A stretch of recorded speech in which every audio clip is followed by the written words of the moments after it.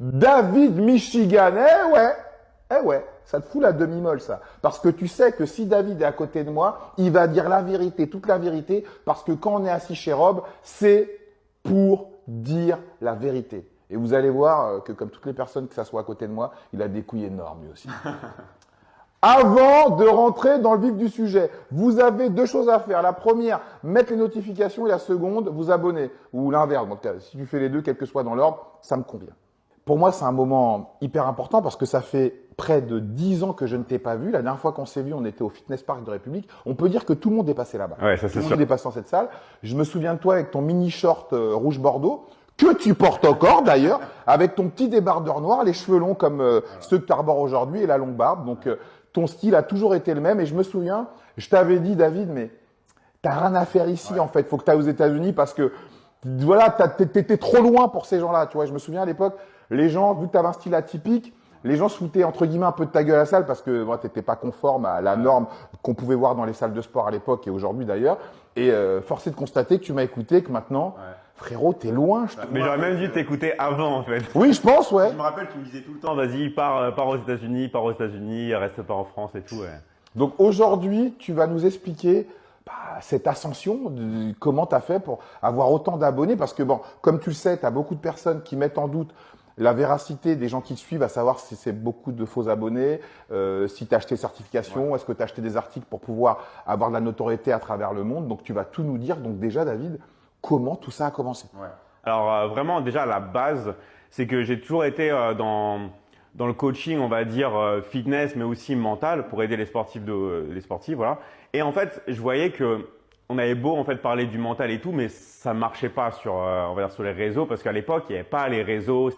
On devait faire du porte-à-porte ou contacter des gens comme ça pour faire du coaching.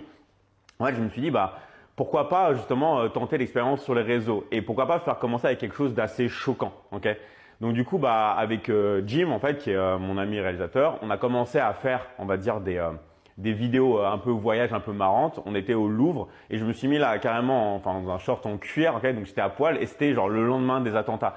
Donc c'était assez drôle parce que j'avais des armes blanches, mais c'était des vraies armes. Il y avait des détecteurs de métaux partout au Louvre et là je me suis dit ça y est, je suis mort le lendemain des attentats. Je vais passer, ça va sonner et tout. Et en fait, je suis passé et on m'a rien dit. En fait, et j'ai commencé à me mettre genre en short de cuir, en mode spartiate. Et on nous a laissé, mais je pense qu'ils devaient penser que ça devait être un tournage de film ou quelque chose comme ça, alors que c'était juste du contenu privé. Et on a commencé à faire ces vidéos-là, et là je voyais que ça a pris de l'ampleur. Il y a des gens qui rigolaient, des gens qui aimaient, ah ouais, Spartiate, 300, Léonidas et tout. Et petit à petit, on a pris goût avec ça, avec Jim, et on a commencé à faire des vidéos de voyage. Okay. Donc là, ça a vraiment bien marché tout ça. Mais au bout d'un moment, en fait, j'en avais marre d'être dépendant, on va dire, de quelques marques, de placements de produits ou des choses qu'on faisait comme ça à l'époque parce que c'était très difficile de générer de l'argent comme ça. Donc du coup, je me suis dit, en fait, ce que je vais faire, c'est que je vais faire des formations en ligne. Je vais vendre mon savoir, ok? Parce que mon petit frère, il me disait tout le temps de faire ça et lui, il parle pas, il me parle presque jamais. Et en fait, le fait qu'il fasse ça et qu'il me dise ça, je me suis dit, il faut que je vende des formations en ligne. Il faut que j'arrive à trouver un moyen de gagner de l'argent parce que c'est beau de faire des voyages et de trucs comme ça, mais il faut générer de l'argent. Et en fait, j'avais commencé avec un site de plateforme de formation qui n'était pas le mien, mais on devait mettre des cours en ligne. Et je me rappelle, j'étais en Polynésie à ce moment-là et j'étais avec Jim et je fais attends, mais c'est quoi ce délire? J'ai gagné 2000 euros. Et en fait, ce jour-là, ça a été un game changer. Je me suis dit, mais attends, mais je peux voyager tout en générant de l'argent, en vendant mon savoir en ligne. Donc après, c'était comme ça. Et puis après, je voyais que les autres mois, c'était pas 2000 euros, c'était genre 200, après 400, 500. Et c'était pas constant. Et je me suis dit, ça serait bien d'avoir un système où je puisse me développer et que je puisse vendre des formations en ligne, mais que ça soit récurrent. Il me faut au minimum, par exemple, 2000 ou 3000 euros par mois.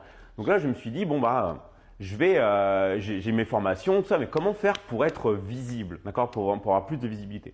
Et moi, j'avais ma petite sœur qui était, elle, experte en publicité sur Internet. Elle bossait beaucoup avec YouTube, elle était dans une entreprise en Suède et elle, c'était vraiment du haut niveau. Elle dépensait entre 2 et 3 millions d'euros par mois. Sur YouTube, en pub YouTube, pour son entreprise, d'accord? Donc, c'est pas la sienne, mais c'est une entreprise de télé. Elle me disait, vas-y David, mets de l'argent. Genre, commence en fait à payer Instagram, Facebook, avec la pub sponsorisée pour vendre tes formations en ligne. Et là, je me suis dit, bon, bah ouais, mais j'ai mis 5 euros. Et après, je perdais un peu d'argent. Puis après, un jour, j'ai mis 20 euros et j'ai gagné 100 euros. D'accord. Et là, en fait, ça a été un game changer. Je fais, attends, je mets 20 euros, je gagne 100 euros, j'ai gagné peut-être 200, 300 abonnés. Bon, pas tout le monde m'a acheté, mais j'ai rentabilisé ma pub. Et en plus, bah, j'ai gagné des abonnés. Mais attends, mais c'est incroyable. Et c'est de l'argent automatique qui tombe sur mon compte. Et là, je me suis dit, bon, bah, je vais mettre plus. Je vais mettre 50 euros. Et là, je mets 50 euros. Et là, je sais plus, gagner 250 ou 300 euros. Et là, j'ai commencé à me dire, mais attends, mais est-ce que c'est proportionnel? Est-ce que si je mets genre 100 euros? Et en fait, je voyais que plus je montais d'argent tous les jours, et à un moment, quand j'avais mis 100 ou 150 euros, j'avais gagné 1000 euros. Et là, je suis devenu fou en fait dans ma tête. Je dis, mais attends, mais là, cette fois-ci, j'ai eu 500 personnes qui sont abonnées, parce que la plupart des gens, faut pas se cacher, ils vont pas acheter. Mais quand tu mets par exemple 100 euros, tu peux passer par exemple devant 50 000 personnes, et sur ces 50 000 personnes qui te voient, bah, tu as peut-être 500 personnes qui vont s'abonner ou 300, et tu en as peut-être 10 qui vont t'acheter, mais au moins tu as un bon ratio. Donc j'ai commencé ainsi de suite, et j'ai commencé après à mettre de plus en plus jusqu'à arriver à des budgets, bon après qui sont colossaux, ok, mais qui sont quasiment de 10 000 euros par jour. Voilà. Donc en fait, tu nous expliques que petit à petit, tu as commencé par 20 euros, tu as voilà. généré 100, petit à petit, plus tu générais, plus tu investissais, jusqu'à arriver à mettre 10 000 euros par jour de pub sur les réseaux sociaux. Ouais, et en fait, ce qui est incroyable, c'est que j'avais des problèmes vraiment de riche. C'est-à-dire que j'avais des cartes infinies, tout ça, et je les cramais, et je faisais que de les cramer parce que c'est que t'es limité à 20 000 euros par carte. Et du coup, j'empruntais les cartes de ma famille, j'allais voir les banques ne comprenaient pas parce que je leur montrais les chiffres, mais ils me disaient, mais comment c'est possible de gagner de l'argent comme ça? Mais je fais, c'est le nouveau, c'est les réseaux sociaux maintenant. En fait, vous montez. Et en fait, ce qui est frustrant, c'est que 10 000, c'était mon maximum pour payer. Mais j'aurais pu monter à des budgets bien plus parce qu'en fait… De 100 000 euros par jour, tu aurais pu. Bah après, avec le fonds de trésorerie, oui, si j'avais eu le fonds de trésorerie, parce que le problème, c'est que quand tu gagnes de l'argent n'arrive pas tout sur ton compte. Ça, c'était un gros problème aussi parce que chacun veut retenir l'argent, surtout en ce moment. Donc du coup, et je voyais que, mais attends, si je fais ça, je peux targeter que le Mexique, mettre que 5 000 euros sur le Mexique, mettre 5 000 euros sur l'Afrique du Sud, mettre 2 000 euros en Inde. Et en fait, je voyais que en fait, il n'y avait pas de limite dans ce marché-là. Donc là, en fait, ça c'est un des trucs qui m'a permis de base de me faire exploser, où j'avais genre des 1,2 milliard d'impressions au total, quoi. Mais en fait, on est dans des dimensions incroyables. Et après, en fait, ce que j'ai dit, c'est que bon, maintenant que je commence à grandir, il faut que je les pose. C'est-à-dire que David Michigan, en fait, beaucoup de personnes parlent de David Michigan, mais non, David Michigan, oui, c'est moi. Mais en fait, c'est une marque.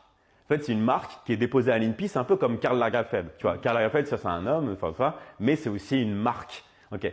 Donc, du coup, en fait, ce qui est intéressant, c'est que quand tu as une marque, après, tu dis, mais attends, il faut la faire développer. Il faut gagner de la visibilité. Donc, je me suis dit, alors, qu'est-ce que je peux faire pour avoir un maximum maintenant de visibilité? Bah, je vais embaucher des gens, je vais prendre des gens, donc ça c'est ce que j'ai fait, des personnes dans le service marketing, des personnes dans le service juridique, des personnes dans le service comptable, tout ça. Et en fait, personnes dans le service marketing, elles m'ont dit, oui, il faut travailler maintenant avec des agences marketing, des agences qui vont te faire encore plus exploser tes réseaux. Donc ça, c'est ces personnes dans mon entreprise qui ont contact des agences, après qui ont des techniques comme par exemple faire des shoot-out avec des influenceurs ou des jeux concours. Et le jeu concours, c'est un truc qui marche très bien. Bon, moi, j'ai un ami, en fait, il a gagné 800 000 abonnés en un jour sur Instagram.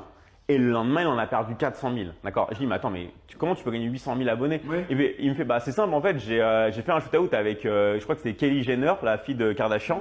En fait, j'ai fait une agence marketing qui a fait ça. Ils ont payé Kelly Jenner qui dit, vas-y, suivez tous les comptes que je suis. Donc, en fait, tu suis tous les comptes qu'elle suit. Donc, comme elle a plus de 100 ou 200 ou 300 millions d'abonnés.